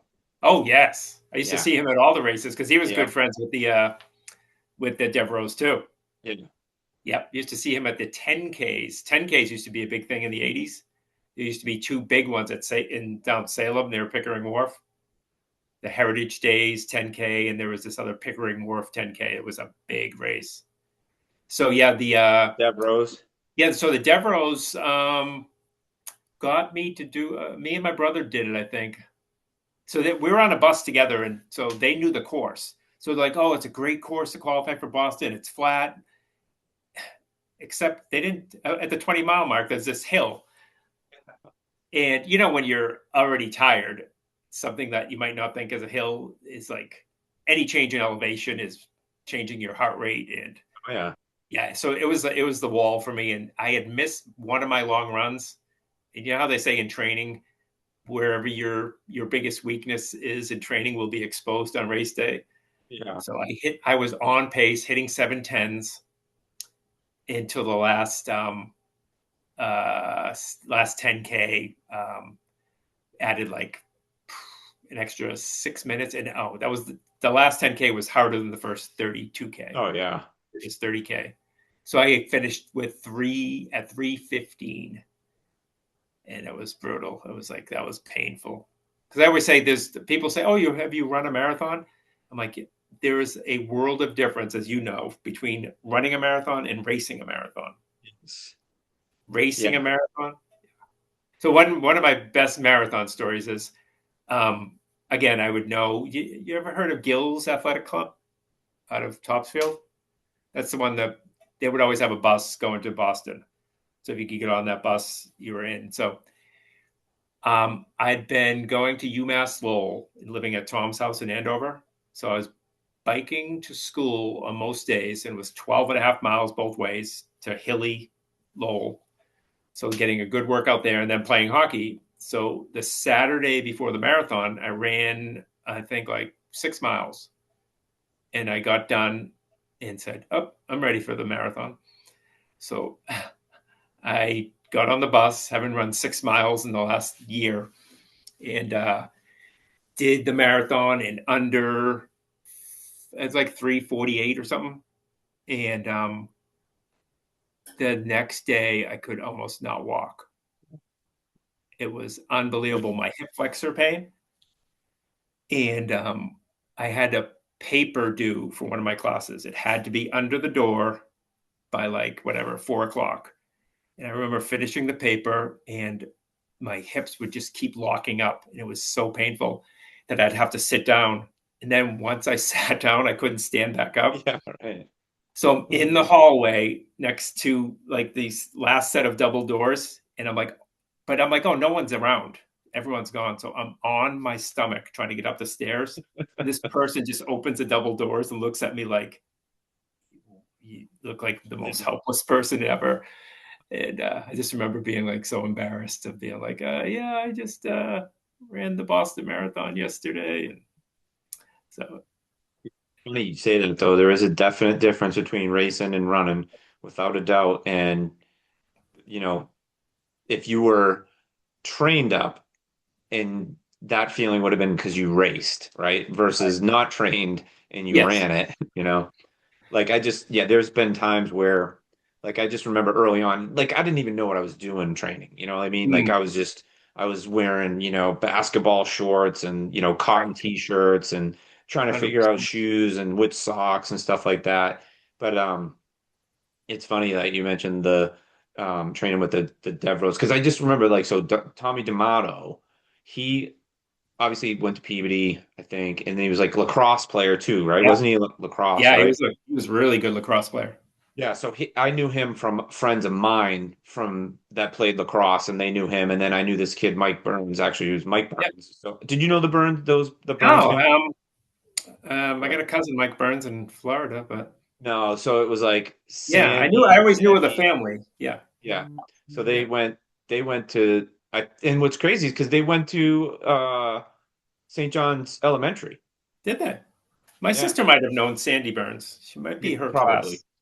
But anyway, Mike Burns became friends with Tommy D'Amato from running, and that's how I kind of got like introduced to it was through my friend Mike Burns was Hmm. the like kind of, hey, let's train for a marathon type deal. And I was like, oh man, I don't know. I just Right. it was but we did end up doing a lot of training. We lived in Newton. Me, him, and Bob Urzik lived in a house together, our apartment in Yeah, I heard Newton. you telling a few of those stories about the Oh Red yeah. Sox team. Oh my God, dude, that one. There was Yeah. so many other ones too that like, oh wait, I had another story about the you had mentioned you had season Okay. tickets to the Bruins. Hmm. So my friend Brian Hughes, I don't know if you know him, Brian I know Hughes, the Tommy name. Hughes. But anyway, Hmm. when the Fleet Center opened, we got Bruins season tickets That's for funny. that That's the year first I year. It gave was like mine up. Yeah. 94, 95, somewhere Yeah. in We were that in. Yep. Yep. 95. And uh, I was all excited, right? I think I went to one or two games because we had two tickets, right? So he'd go, I'd go, we'd go, bring another person, whatever. Sure. And that December, so hockey season had probably just started, and I had to move. Wow. I, I moved, and I went to no games after that. Wow. I know, I was pissed. And then that next year, he's like, I'm not gonna keep him, so we just didn't get Yeah. him again. Yeah. Because the team was starting to be horrible. Yeah, Yeah. Yeah. I had him from 89. I had him 4 years, 89 to 92, because then I went back to school in 92. I went back to UMass Lowell. That's when I moved into Tom's house for like 4 years and helped. I totally forgot about Tom working at GE, and I just remember my dad always talking about, was it Marlene? Yeah. Yep. Yeah. She was like in Right. HR or something, Yeah. maybe. Yeah. Yeah. So she was in the employment office. But yeah, your dad is the one who got Tom into the apprentice course. And because my father was just a EB welder, so he didn't have any pull. And because yeah, when your dad was building, telling all those stories and use all those names, I was like, oh man, I know all those GE names.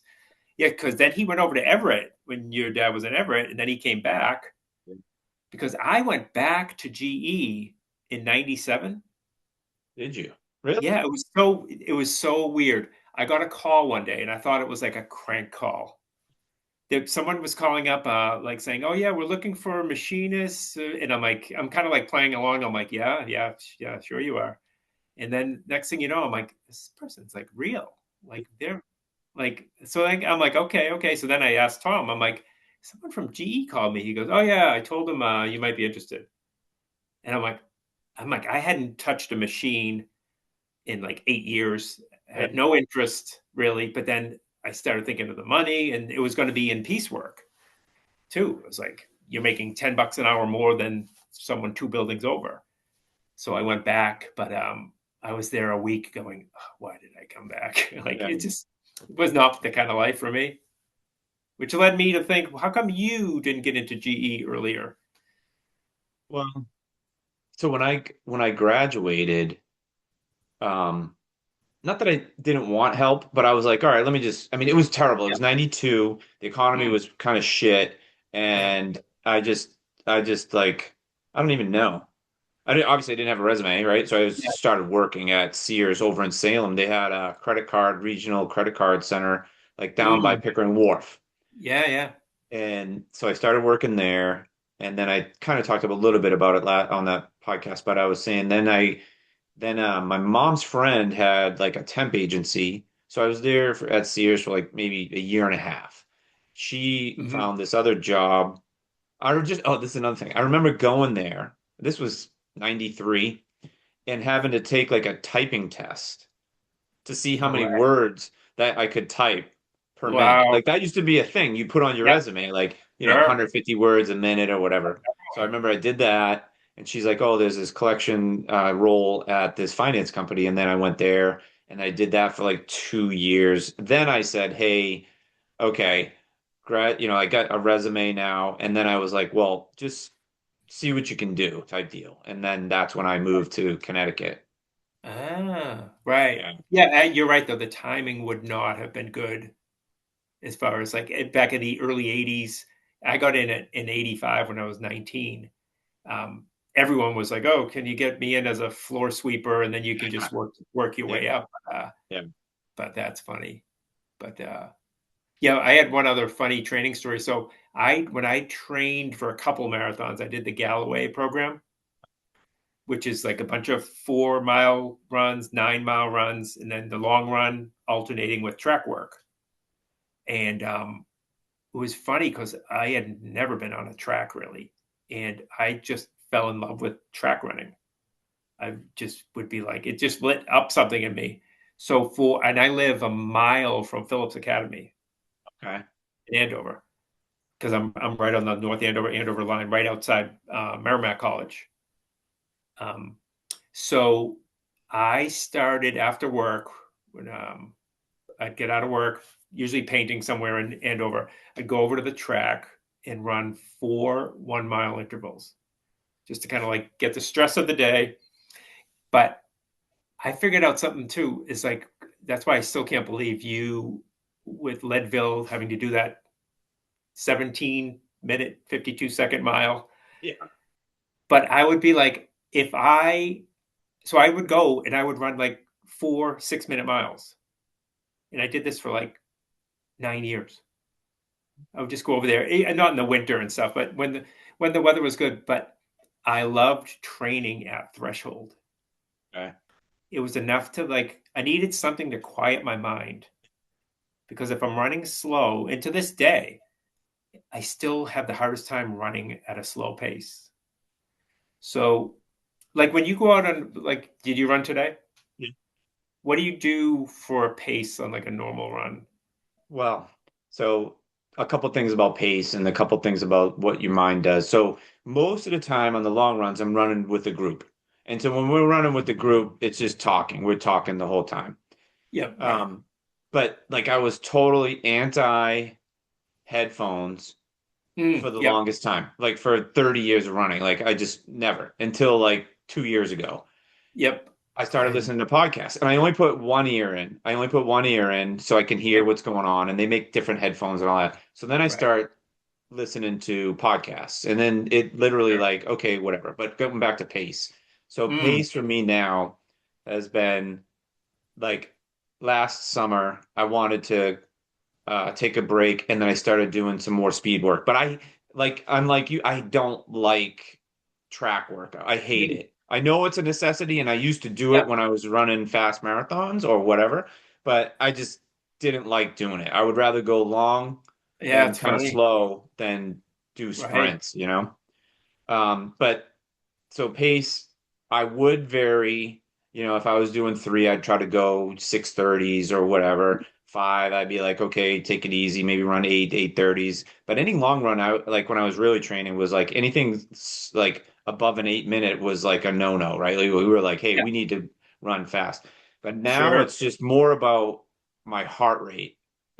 I heard I've you been say that. Yep, focusing more on heart rate, and I have a right. Garmin and it tells me the Yep. instant heart rate. I want to stay way under like 135, Mm, 130. With the right. weather changing, I could be at 125 and running 9 minute miles now, where if that's the summer, I'm at 145. Right. That's a good point.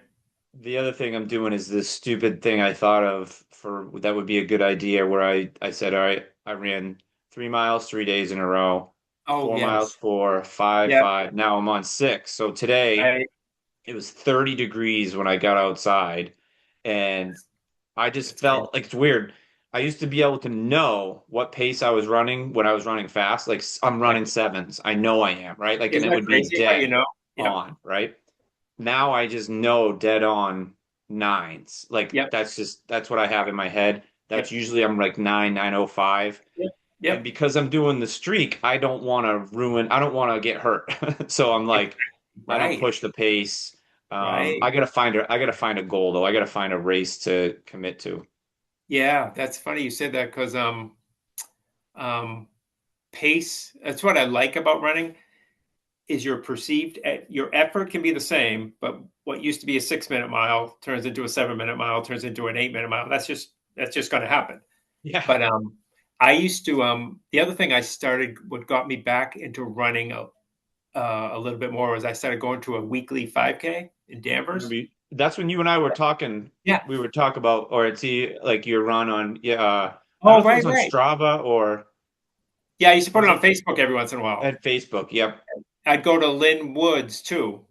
And the only bad part was Lynn Woods and the Danvers 5K were the same night because I'm like, I wish there were different nights. Lynn Woods was only in the season. Do you know about the Lynn Woods races? I see kids now that, do you know the DePlacido family? Yeah, the one Jean DePlacido was Yep, a yep, writer. yep. Yep, yep. Her son, so she had Johnny and Dave and Mikey, and Yeah, Dave like is the middle son. I see his Strava. He's always yeah, yeah. So riding there, not every running. yeah. Oh yeah. Riding the bike. I think so. That's where I learned the mountain bike. So every Wednesday night in season starts around Memorial Day and ends around Columbus Day.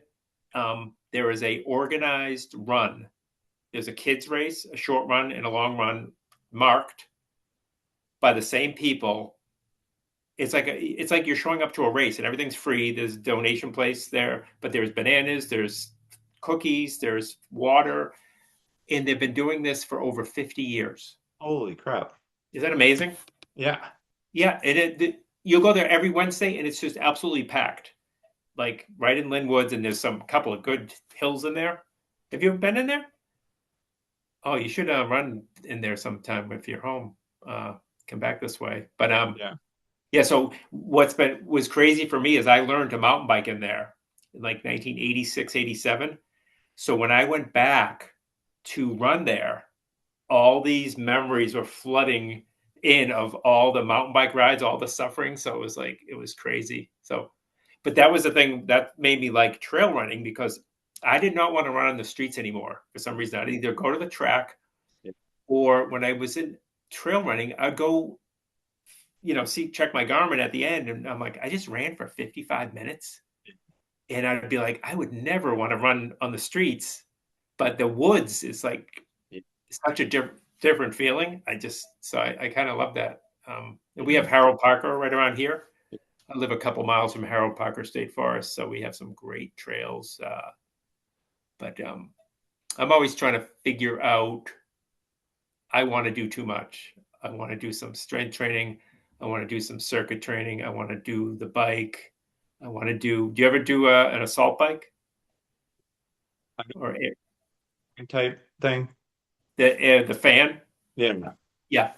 So that's what I used to do. I used to run once a week at the Danvers 5K, and I used to just do my training and then see what kind of 5K time I could do based on my varied training. And I wasn't running at all, and I could usually come really close to breaking 20 minutes, and I would be like little under 2 seconds over.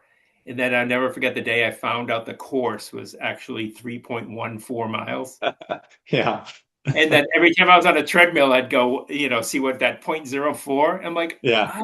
I broke 20 minutes really like 20 more times than I got credit for. But I was like, oh man. But so we used to have this kid who ran there, the D5K. There was some really few talented runners, but there was this guy, Jun Young Pak, who won the world's toughest mudder Oh, back wow. in the years 2012 and 13, I think. And he would run with a vest dragging a tire and beat most of the field Oh my until God. I think finally the city of Danvers shut him down because too many people were complaining. Dude, Uh, yeah, so that's a fun race, because we used to run right by the bank where your mom used to work, the old Eastern Bank down there, I think. Did, sure. the North Shore Bank, right? Yeah. Yeah, it's the old George Peabody, I think, at one point downtown. That's right, North Shore Bank, right? Was the one in Danvers. Yeah, that's the one we'd run right by Yeah. for, because this Yeah. race would go down like from Pine Street up Hobart or whatever those streets are there. But About Hobart. Mike, one year, I mean, we were probably I think he might have been a freshman in high school. My dad made him get a job, and he hmm, was working on near Hobart Street or over there. There was like a factory that he was working in a factory on like an assembly line when he was like 14 or 15. that's funny. Yeah. And first of all, that kid can't sit still, okay? Like Yeah. back then, and he was like it was like something electrical. It was like putting together two, Huh. three things, and I'm just like, oh man, I remember going with That's my mom, dropping him off, and then going back and picking him up. right. Yeah, because he's how much older than you? Just one year, Just 1 year? That's funny 13 how months. that's it? I thought it was Yeah. definitely 2 years. Wow, that's No. funny. Does Mike ever reminisce about the old days at all? He'll say every once in a while some stuff that if I'm talking about a story, he'll just try he'll say, and most of the time it's about him, so he'll be like, no, that didn't happen. I'm Oh, like, yeah, right. that's what I remember. Right, that's funny. Because there was probably a time, Greg, where he was either so drunk he didn't remember stuff, or he was so drunk he would fight every time we went out. I mean, the fights, I could tell you, it just Yeah. were they were not good. There was so many times where he would come up to visit me at Framingham State, Mm-hmm. and he had gotten out of the Marine Corps. I mean, he's a big guy. I don't know, like he's Yeah. probably right now he's probably 245, but he used to be Yeah. like 255. He would bench 500 pounds. I mean, he was a gorilla. He was a gorilla. And he would just fight people, and it was just not good. There was a lot of times where I was just like trying to break up fights with him and Well, somebody. how tall is he? 6'1", 6'2". Yeah. Well, Yeah. because I remember. Do you remember? I remember when I first started seeing your stuff on Facebook, you're running and stuff. I'm like, man, how do you get so tall? This guy, You meaning know, you. But because do you remember you ran at Lake in Wakefield? Weren't you doing like a 24-hour race there? yeah, And I think you were like, "Oh, do you want to come by or something?" And I was like, at the time, I was like, not running at all or yeah. something, or my Oh kids yeah, might have been real. that was I was a like, I "What is he I doing?" remember I did the marathon there twice. So it was not Cornwall. It was the Somerville Roadrunners Club. Yep, I've heard of And them. I don't think the race even exists anymore, but like my neighbors and when I was living in Wayland, we went and just did the marathon. We'd sign up for the 12 hour and we'd just run a Right. marathon. It was kind of Hmm. the setup and that was the other thing. It started at 9 at night. That kind of sucked. I didn't Yeah, like that. right, right. Started at night. And it was just that 3 mile Yep, yep. going type And deal. they do a weekly. They did for years a weekly 5K there too. Yep, same thing. They would run around the lake and this group, but same thing. It was on a Wednesday night, so it was like all these groups ran on Wednesday nights, and I could only go to one of them. I remember and I don't even remember what it was or where we were, but I ran into remember the last time I saw you ran into you and you Yeah. were with Tom. Yes. And I were like in a store, like a grocery store or a package store or a liquor store or something. Like, where were we? Oh, that was we were going to see Alanis Morissette at Right. Framingham State. No, it was Brandeis. Oh, Brand, that's right. That's right. That's Yep. right. Yeah, she was in. Yeah, I Yeah, remember it that. was So the funniest I thing. I'm was like, with my girlfriend, and yeah, I was in the gym at Brandeis. that's right. That's right. I totally remember now. Yeah. Yeah, it was so weird, so random to see you there. I remember being like, what? This is totally bizarre. I used to see Kristen at, and I don't even know what the race is called. The one in South Boston. Oh, There's a yes. 5 miler in South Boston. Yep. I remember her doing that a lot. I can't remember the name of it. It was like not the South, might have been the South Boston Boys Club run or something like that or whatever, but it was a Yeah. 5 miler.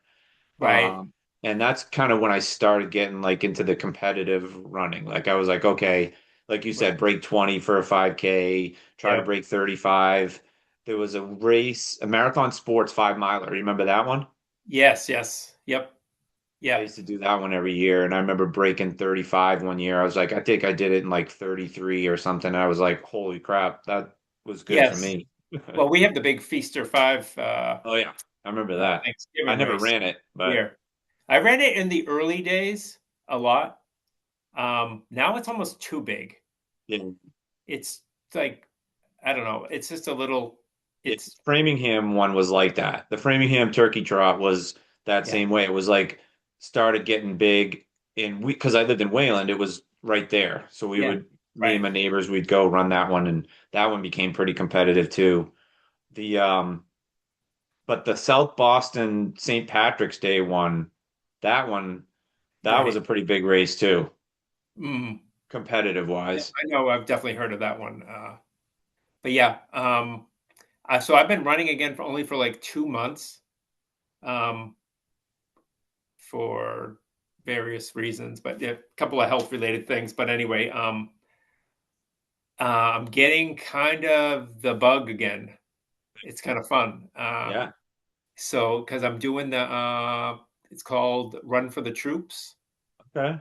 and this guy who puts it on is one of the guys who originally started the Feaster 5 way back, like 1987 or something like that. Forget how many years. So it's a hilly 5K, but it's like I live like zero point 0.4 miles from parts of the course. So I've been out on the course a few times. But so yeah, I'm like When gearing is up for it? it. It's Sunday, Oh, Sunday morning at 9 o'clock. uh-oh. So yeah, so I'm getting kind of psyched up for it. But yeah, so I haven't. You know that feeling of when you're going to run and you know you're going to just run fast, that pre-race feeling, and but I don't think I've had that for a while, but what shoes are you wearing? I'm like just go down the New Balance because I live probably 3 miles from the New Balance place in Lawrence. So I don't know, whatever. I'm not into shoes at all as far as knowing what number 680s or whatever No, they I are. meant like, but so are you wearing racing shoes or are you just wearing trainers? Yeah, no, yeah, I've never worn a Super shoe? training shoe. Yeah. But I painted for a guy earlier this year who was training for the Ironman Lake Placid.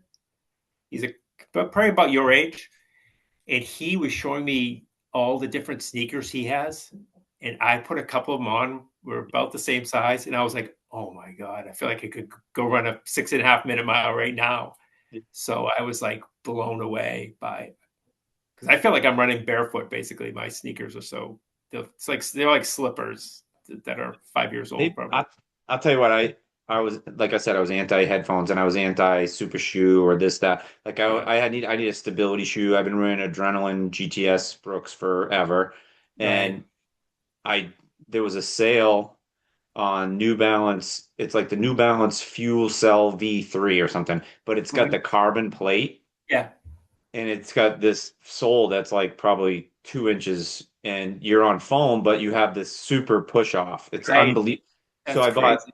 I bought 3 pair because I was like I love them so much, and you Right, can't run slow in them. right. Literally like pushes you forward. Exactly. And I'm That's like, amazing. is it cheating? Not really, because you still got to run, but Yes, exactly right. it helps. Right. Well, I remember you were into the Hokas for a while. Yeah, I did forever. And then I ended up with like this weird issue with my foot, my left foot, it started Mm, with, and it was like the outside bone of my left foot. mm, Did x-rays, went to a foot specialist, did all this stuff, was in a boot for like 8 weeks. And uh, it that's was because I had my ankles were so messed up from trail running, like mm, getting sprained ankles all the time. yes. It was so weak that like if you were to look at like straight down at your feet like this and your ankle, my Yep. ankles were like in. Yes, So I just know needed more exactly what you're saying. stability. Yep.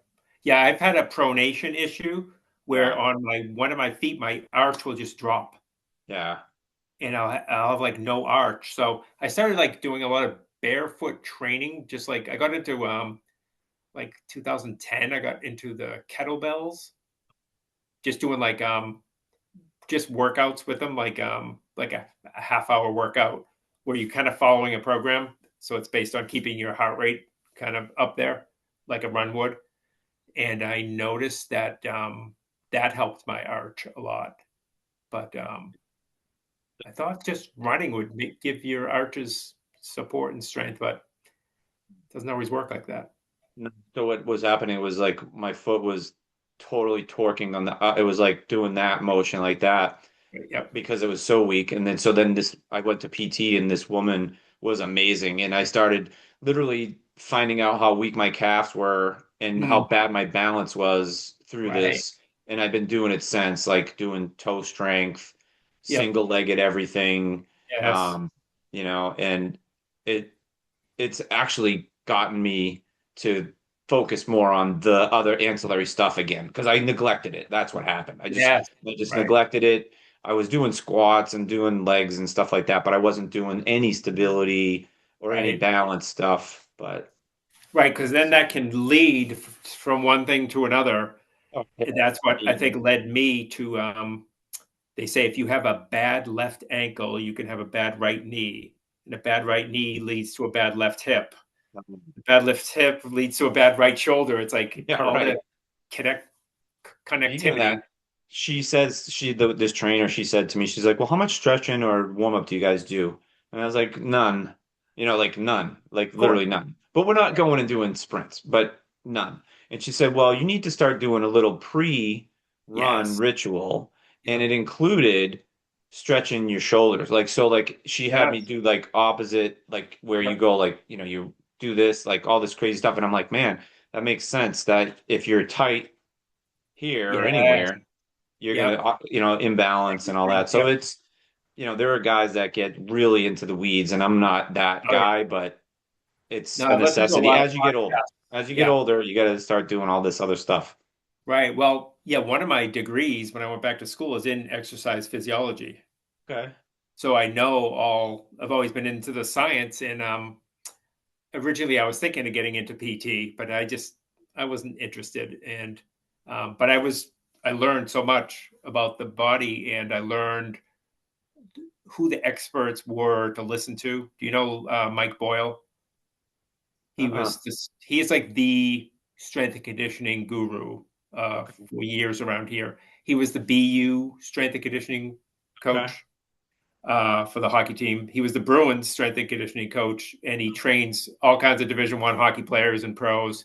So yeah, I used to listen to his podcast all the time.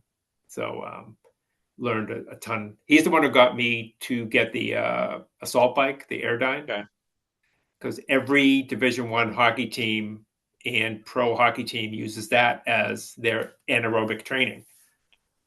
So, because going back to that Danvers 5K, people would be like talking about their races. Everyone, when you runners, you kind of every year do a bunch of the same races and all that stuff. So they'd be like, "Man, how are you so fast?" And I'm like, how often do you run? I go, I just come here once a week. And they're like, what else do you do? And I used to tell them that some people just went over their heads like they didn't know what I was talking about. But I'm like, you have to train for the intensity that you want to do in a race. So that's why when I would go, then when I wanted to get faster and faster in the 5K, I would do more just 1 mile intervals at the track. Because I would say, if you want to run a 6:15 mile, you don't train by doing 7-minute miles. Right. Right. Your body has to Yeah. know that turnover speed. And so Yes. you have to forget what the principle is called in training. But yeah, you have to go up and beyond. That's why when then you'd want to do quarters and halves faster than your mile. It's funny because some people are just like, you don't just will your way to a 6:15 mile by training 7-minute miles. It's like, it doesn't work like that. So you'd see them like to go, in order to run fast, you have to train fast. Yeah, right, right. Do you know So, the book? Do you know that guy Jack Daniels? oh yeah, yeah, He just passed away oh, did he? Oh my like God, that guy recently. is legendary. Yeah. So I got that book when I first got into running. I was like, I was trying to absorb everything. And that Yeah. book, I still have it and I look at the timetables and I do the like all that kind of stuff. I got into it pretty good then, knowing, Mm, like you said, like you can't if you want to average sevens, you got to run this lactic threshold six, so like yeah, there's you're right. definitely science to it for sure, without a doubt. But there's Well, also some people just have that natural ability. Like when I see guys that are running, you know, like sub 2:30 marathons and it doesn't even look like they're running, it's like yeah, that's crazy. Like it's just given. That was their talent they were given because I could never be there. I just couldn't. I'd no, have to lose like 50 pounds and there's right. no way. Well, that's the thing too is are you a slow twitch guy or are you a fast twitch guy, and what's your combination? Yeah, that friend of mine from the Danvers 5K who won the world's toughest mudder, Jun Young Pak, he holds the world's record for the fastest marathon wearing a 50-pound weight vest. He might have Dude, I done, gotta yeah, what is it? it might be under 3 hours potentially. That's no way. Yeah, Dude, I walked we bought a 20-pound and a 10-pound one, and I walk with the 20-pound one on. Just walk. yeah, I mean, it's hard. yeah, yeah. I used to do this workout for years. I used to ride the spin bike in the morning, Yeah. and I used to do 2 minutes up out of the saddle and 1 minute down, and I used to wear a 25-pound weight vest.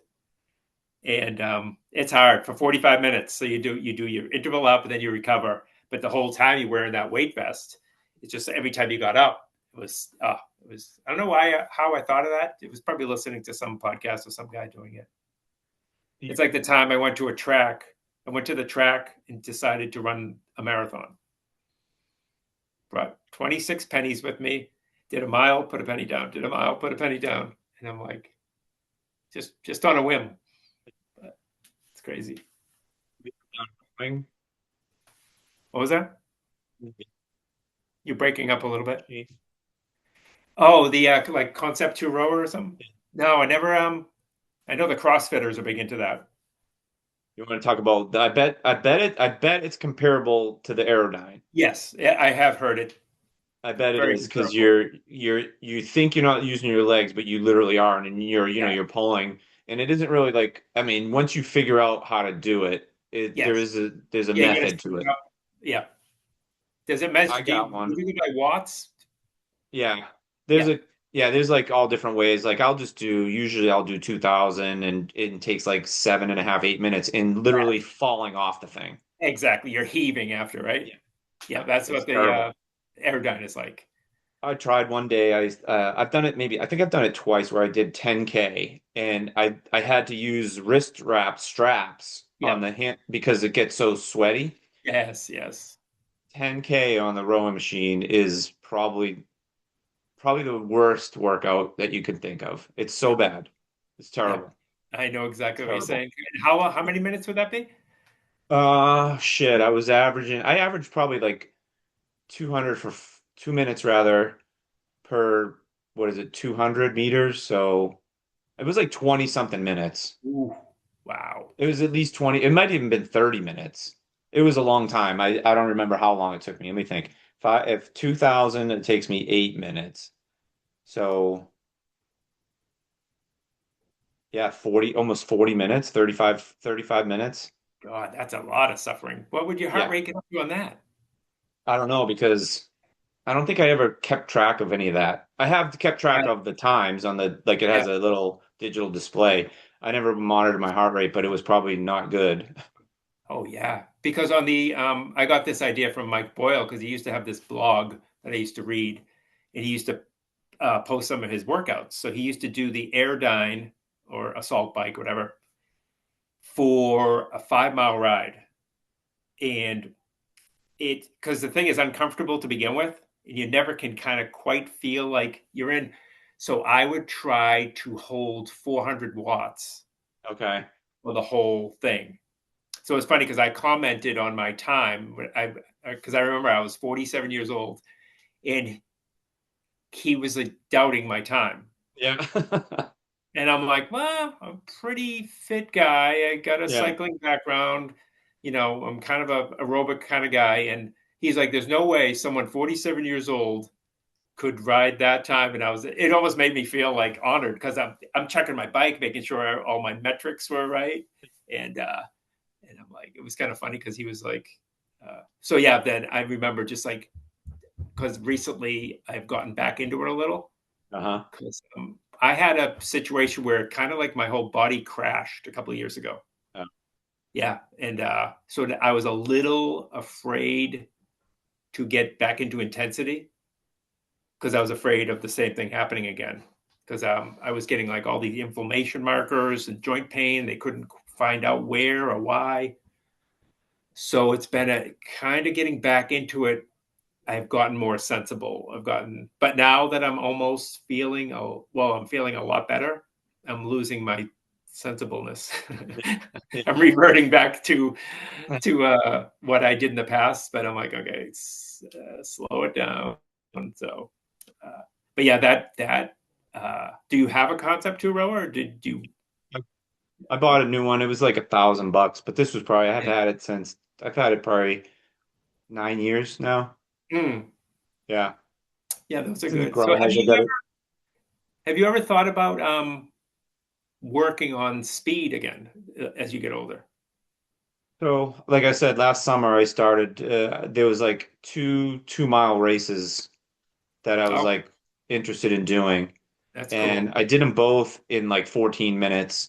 So Mm, I was like, okay, I feel like I could still work on that. And then I thought, I remember it's funny. I remember when we were talking on Facebook or whatever, messaging back and forth about, you had mentioned something about trying to get below like a 5:15 or a five, whatever mile.